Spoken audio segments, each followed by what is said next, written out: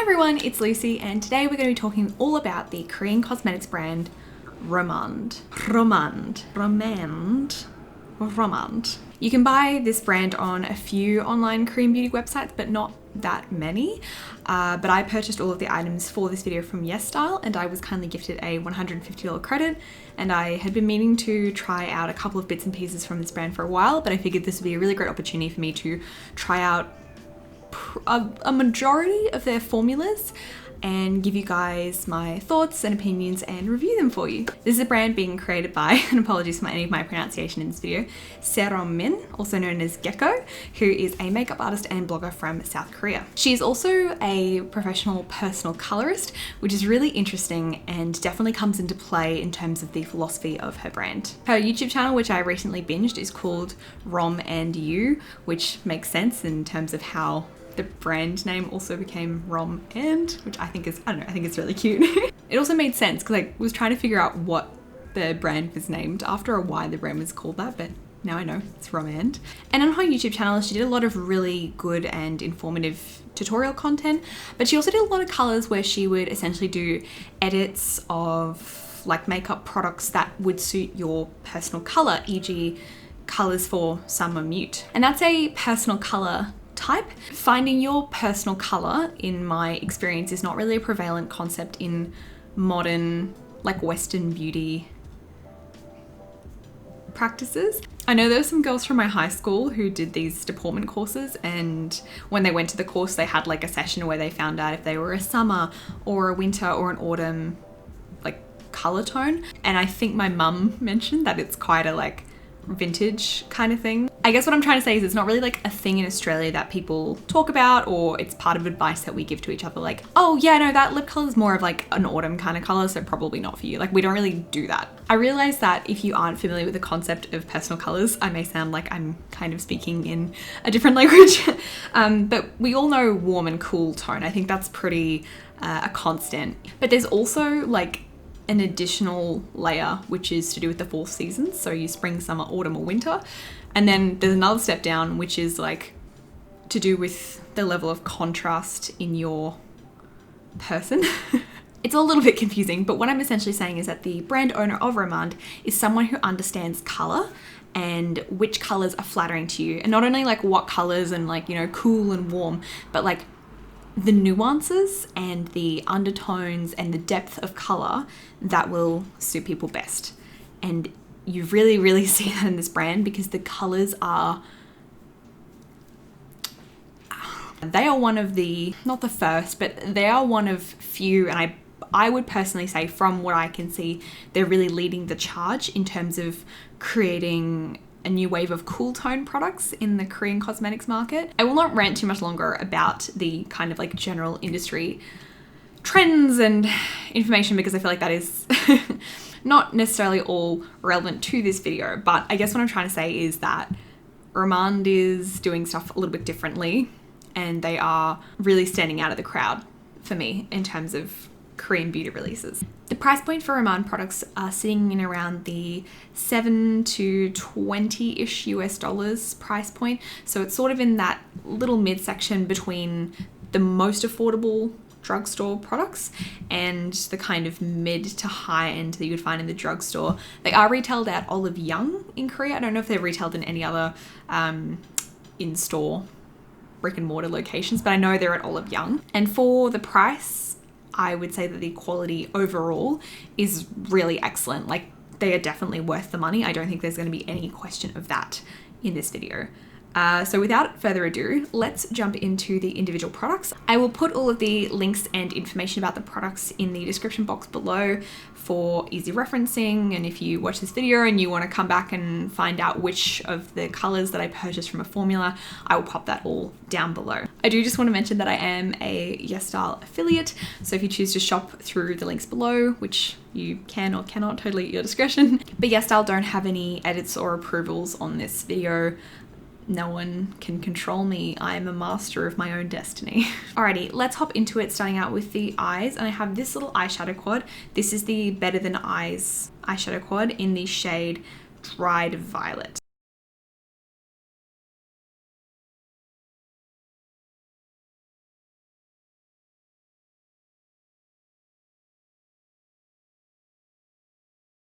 for 2020, even though it came out in November, so it is very, very popular. In the palette, there's 3 matte shades and 1 glitter topper. I am wearing it on my eyes today. I did blend it out on the edges a little bit with a kind of light peachy pink transition color, just because it was looking a little bit ashy. It is really cool toned, which is great news. So if you are like a truly cool tone person, this palette is perfect. It's going to be really, really flattering on you. My hair is kind of a little bit warm toned at the moment, so I did want to just kind of like make sure everything blended together nicely. So the matte shades in this palette are really, really soft and creamy. I would say almost like a silicone-y kind of formula. They're very similar to the blush, which we'll also talk about. There are the matte shades there. You can see they have this like really silky quality to them. They're really buttery and soft. They swatch really well. I had no problems at all in blending these 3 out. They are beautiful to work with, and I'm actually really keen to try the buckwheat flower quad. It's more of like a neutral cool tone quad, but it's just something that I don't really have and haven't seen in K-beauty. As I mentioned before, a lot of Korean cosmetics do tend to lean warm toned. So although I have seen some brands recently coming out with more kind of neutral to cool tone palettes, Peri Peri being a brand that's starting to do some of that, this is this is probably like the first like really cool tone eyeshadow palette that I've ever tried. Now these do look quite soft, and they are quite muted. They're not, you know, really going to be super intense, but you can see them on my eyes. They do actually have like a decent amount of pigment. They wear really nicely. I think the formula is amazing. I would really recommend it. And then the other color, which I haven't swatched yet, but I'll swatch for you now. I'll rub off a finger and use that same finger again. We love recycling. Is this kind of glittery topper shade. This one, I think you need to layer up a little bit more to get kind of like the full effect. And you kind of really need to use your finger. I wouldn't use a brush with this. I have tried, and it doesn't quite deliver the effect that you need for it. You could potentially use some type of glitter glue or a sticky eyeshadow primer base. I'm not wearing an eyeshadow primer today. I just wanted to see and show you guys how they worked without a primer. So this is just on, you know, my eyelids with like a little bit of foundation and some powder. I know Rom&nd has these kind of glittery topper shades in pretty much all of their quads, and I know they're really, really popular. I'm not sure that this one would be my favorite, and if I could try another quad, and I think I will try another quad, I think maybe I would like the other ones better, because if you're not familiar with these types of sparkly topper shades, and they are really popular in K-beauty, and they're starting to get more popular in like global beauty. They're just, people like that kind of sheer jelly glitter, and I'm definitely one of those people. So where I kind of prefer for these shades to bring light into my look and to use them on the inner corner, I just don't feel like I can get that effect with this particular shade because it has more of a depth to the base. It's arguably the second darkest in the palette. So for me, I do pop it on the lid and I think it looks quite nice. But it's just slightly different to how I would normally use this shade, and it's more of a smoky look, which is totally fine. But yeah, it's just not my personal preference, but the formula is nice enough. Jury's out on that 4th color, but all of the mattes are amazing. And overall, regardless of my personal feelings about whether or not a glitter is like appropriately pigmented, it's a really great quad, and I'm really, really keen to try some other colors. Next up, I want to talk about the Better Than cheek. And this is described by the brand as a blur blusher with silicone coating powder offering a silky gliding effect with moody finish. And it says it conceals imperfections and uneven skin for flawless skin with smooth, refined texture. I got mine in the shade Strawberry Milk, and let me swatch that for you just on my palm. It's very, very light, I will say that.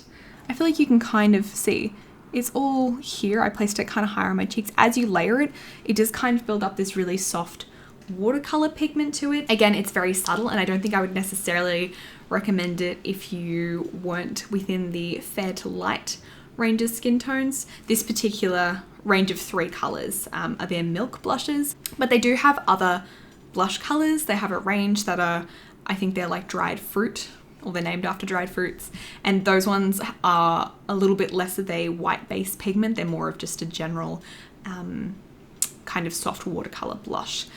Colors are quite reminiscent or remind me of the Glossier cloud paints, like the vibe of them. So yeah, that's that. When they say that it is a blurring blush, they are absolutely correct.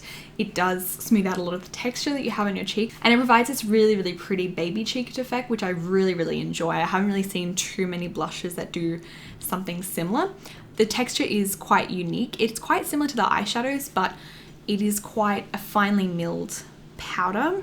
So you do need to be careful about how you apply it and the technique you use to kind of pick up the color and pop it on your cheek. The first time I used it, I used a fluffy brush, and I really just like went ham like I would with any like baked blush, and I got powder everywhere. So it's definitely one of those ones where you kind of like tap the brush in and then tap it on your cheek. If you kind of do your like kind of sweeping buffing motion, it's not going to cut the mustard. That's something to say. Even if you use like a little puff, something like that would be great, like a sponge, anything like that. Just needs to be like gentle tapping / patting motions to apply this formula. The blurring effect is also quite mattifying, much like you would with any like silicone style primer.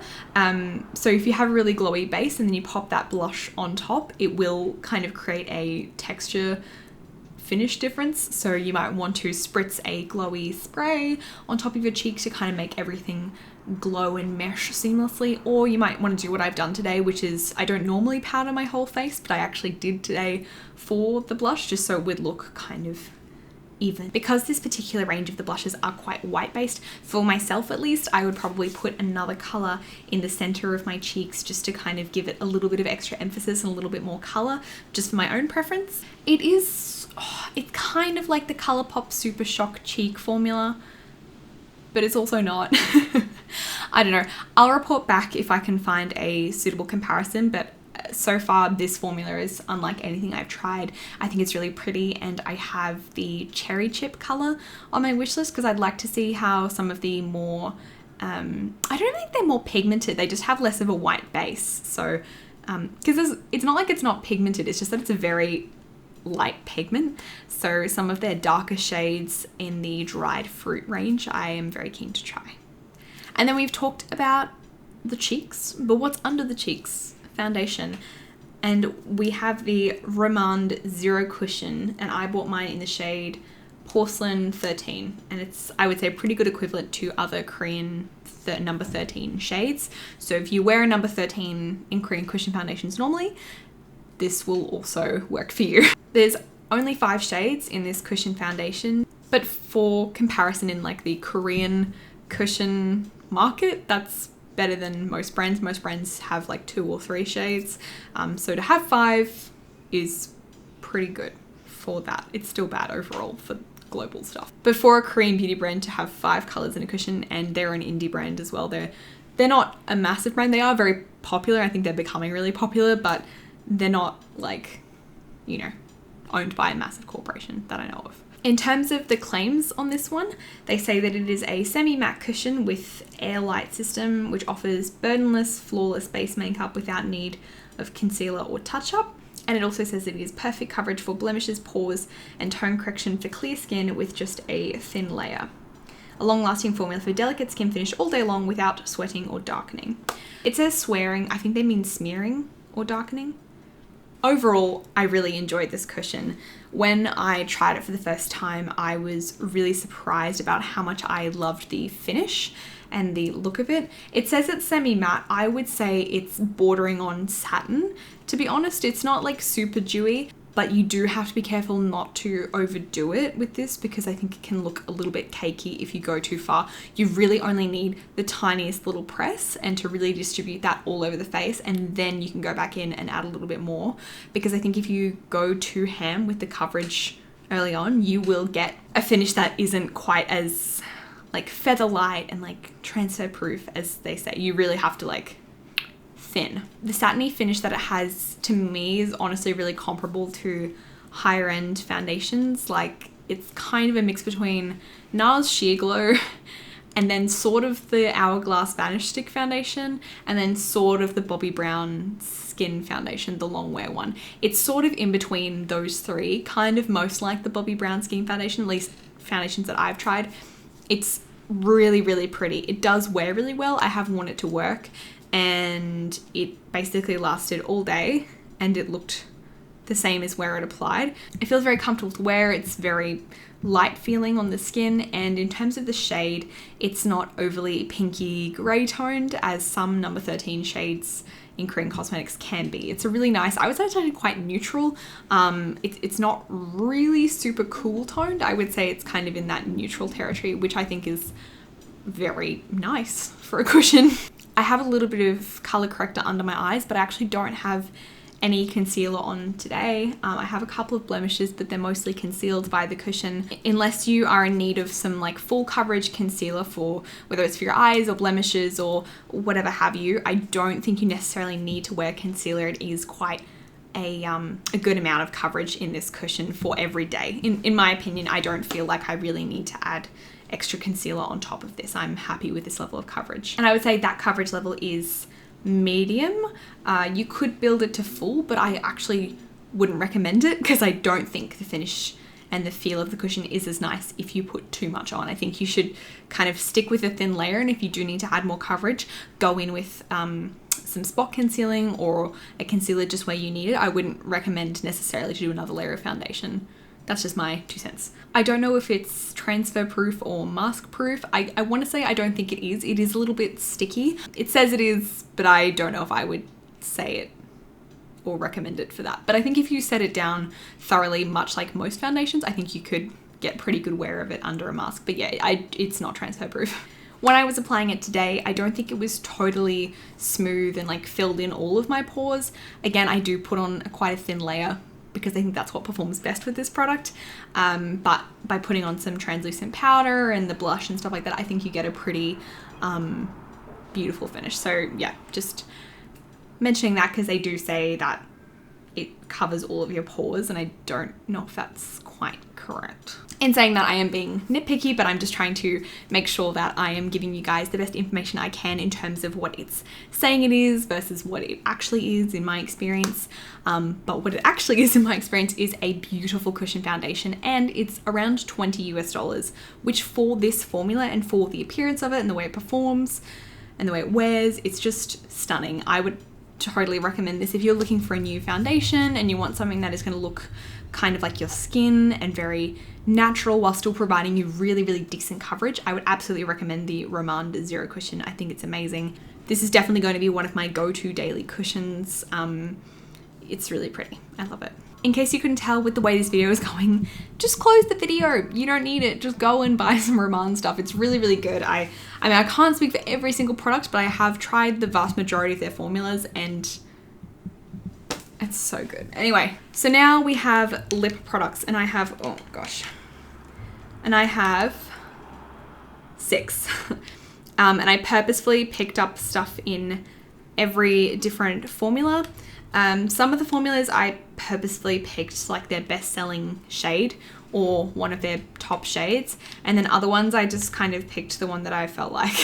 So we have a bit of variety there. I'm going to start with the tints because these are within the lip products, I think the tints are the best selling. So let's talk about the tints. And I'm going to start off with the Glasting Water Tint. Now this is in the limited edition packaging. They did a collaboration with a brand called Neon Moon. So all the packaging is really pastel lilac kind of colored and glittery, dreamy, really, really pretty. For the Glasting Water Tint, they say that it coats lips with a glassy film that delivers maximum shine thanks to a separate layer of color pigments. Gives long-lasting and vivid color payoff without fading easily, and a light smooth texture that keeps lips moisturized without any stickiness. I got mine in the shade Rose Splash, which is one of the best sellers. I think Vintage Ocean is the other one, but Vintage Ocean is a little bit more warm tone, so I went for Rose Splash. This color is really pretty. I've been keeping it in my bag as something quick to pop on when I go out. If I'm just wearing minimal makeup and I want to just have a lip color ready to go. This one works because it's an MLBB. It's a My Lips But Better color. It has a really beautiful gloss to it and is sort of semi-sheer, semi-opaque. It sits somewhere in the middle there. But as soon as you eat or if you're talking, it does kind of wear away and leave a very light stain underneath, which is really pretty as well. So it's a very fuss-free kind of lip product. You don't have to check and see if it's smeared or anything like that. It's very quick and easy. You don't need a mirror to apply it. It works just kind of like a tinted lip gloss. Just adds a little bit of extra zhuzh, a little bit extra something, which I really enjoy. So love that. Then we have the Juicy Lasting Tint, and I got mine in the shade Fig Fig, which is Rom&nd's overall bestseller of all their products. This color from the Juicy Lasting Tint range, and they sold 1.1 million of these in 2020, which is a lot. They say it's a highly pigmented color that stays on all day to give lips a juicy shine, and it creates gorgeous glossy lips without any oiliness. This one has a little bit more of a pigment, a little bit more of a shine to it. It's more kind of like those vinyl lip colors, lip tints that you might have seen before. Definitely a bit more of a statement when you apply it on your lips.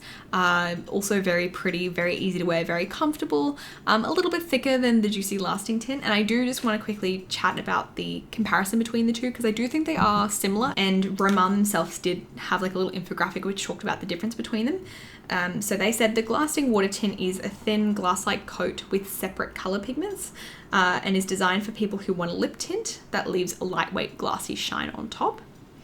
And then they said the Juicy Lasting Tint is a glossy texture that delivers a lacquer-like finish and designed for those who want a lacquer-like glossy finish. So to me, the Glasting Water Tint is the slightly more unique formula out of the two, just because this one, the Juicy Lasting Tint, the names are a little bit confusing, reminds me of some other high shine lip lacquers. So the vinyl lip lacquer from Etude House and the Lancome Absolu lip lacquer. They're similar. They're not totally the same, but they do remind me of it. So I have seen formulas similar to this. I think this is obviously one of the better ones, and at the price point it's really, really excellent, and the colors also really unique and stunning, and the color range for this as well is really diverse and cool. They have this really light orange color, like it's almost like a yellowy orange. It's very, very pretty. If you could only try one, try the Glasting Water Tint, because it is just slightly more unique to me, but they are both exceptional, and for the price point, less than $12 US, I don't think you can go wrong. And there's a variety of colors of both of them, but yeah, they're both really, really pretty, very comfortable to wear, stunning, love them. Now I'm going to quickly talk about the Glasting Water Gloss. I don't know why I tapped that so weirdly.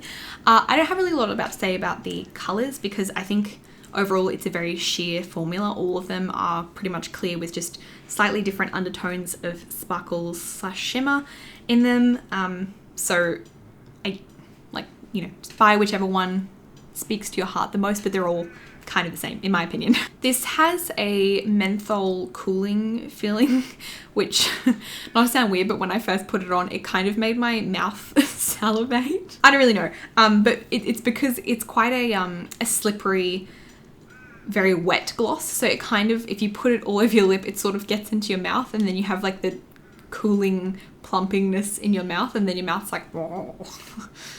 That was very glamorous of me, I know. In saying that, this is such a gorgeous, glassy and healthy looking shine. I'm actually going to pop a little bit on top now, because I feel like my lip color is worn off with all of me talking. But also have a look at the applicator here.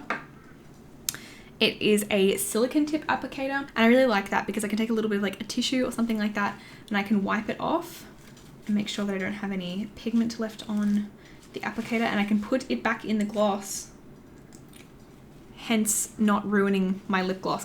It is just a really beautiful, healthy, glossy shine, which I don't think you can get in all lip glosses. Some of them feel very gluey and sticky.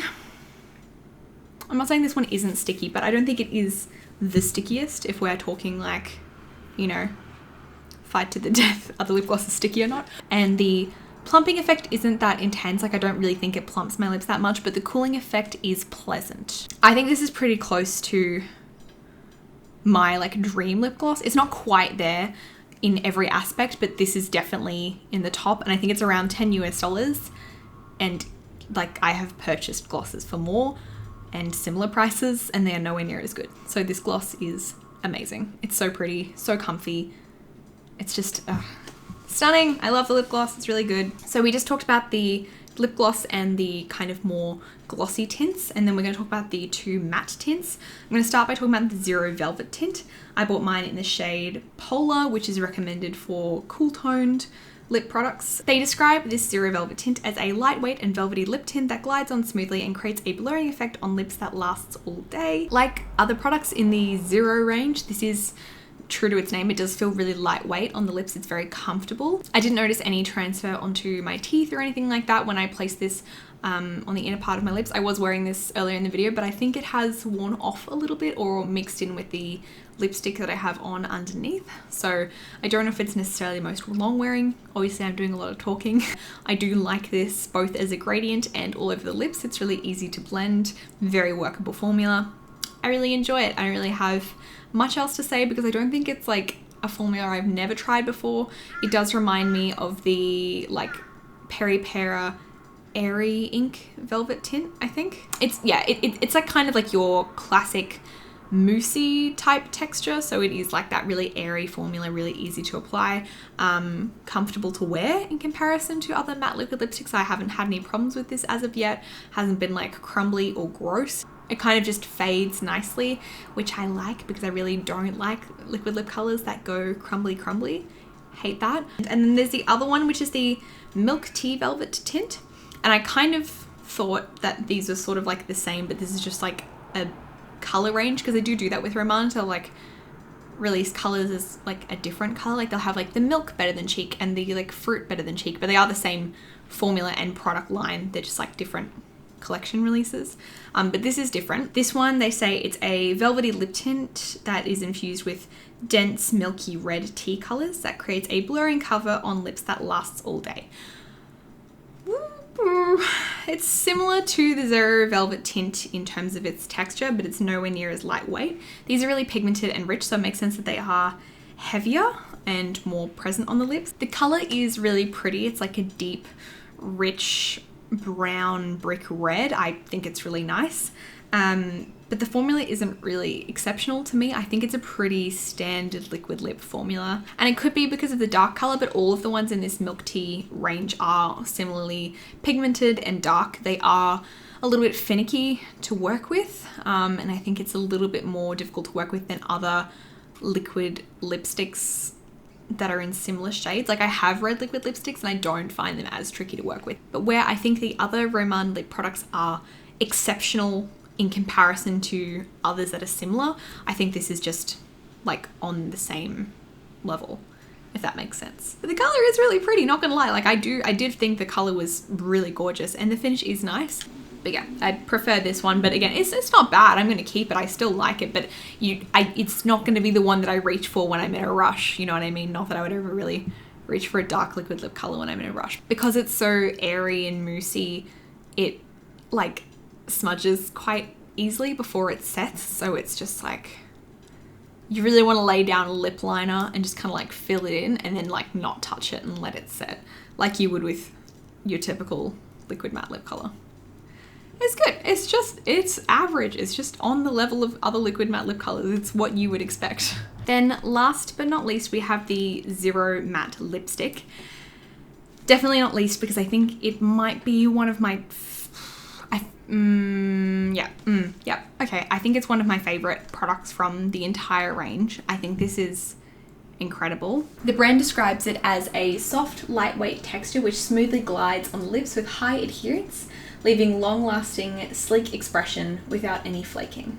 And the color I picked up is Pink Sand, which was a new color that was added to the range to be a base color, because the kind of overlining trend, or I think actually in one of their videos, in one of Serum's videos, she described it as over lips. So she wanted to create this color along with a kind of more beigey nude color to put as a base, to then like layer another color on top, whether it's like a gloss or a tint, to kind of have that dimensional effect, because a lot of...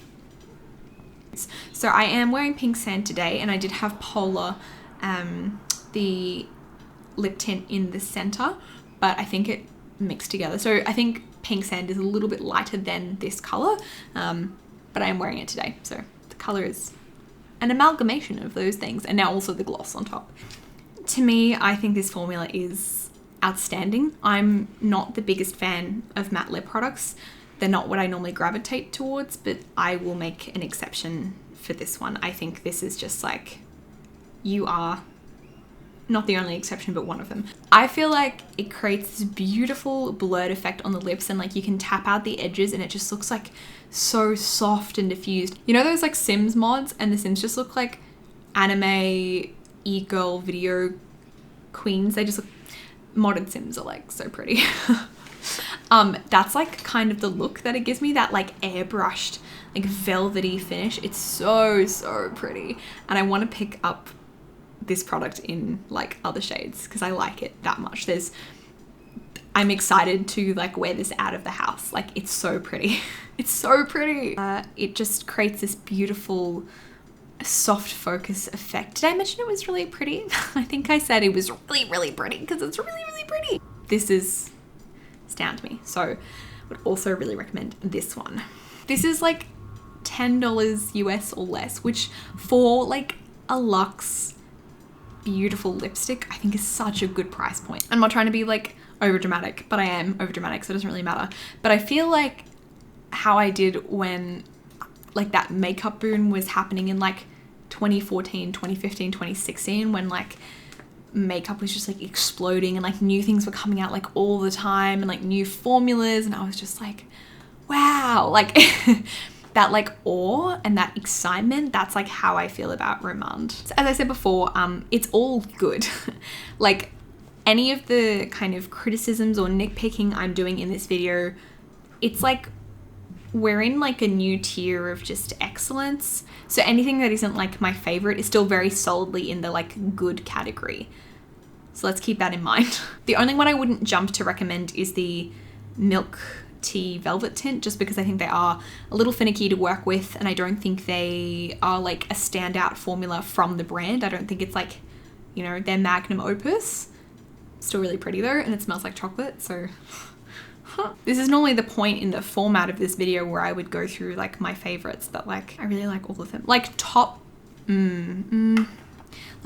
favorites would be the lip gloss, the cushion, and the 0 gram matte lipstick. And then next tier of excellence would be the water lasting tint, and the blush, and the eyeshadow, and the juicy lasting tint, and the everything else. And if you are shopping on Yesstyle and you want to pick up some things, I also have a rewards code which you're welcome to use. It does something good, I think. Hopefully. But yeah, it's been a little while since I've done like a brand overview or review, but I really hope that you guys enjoyed this one.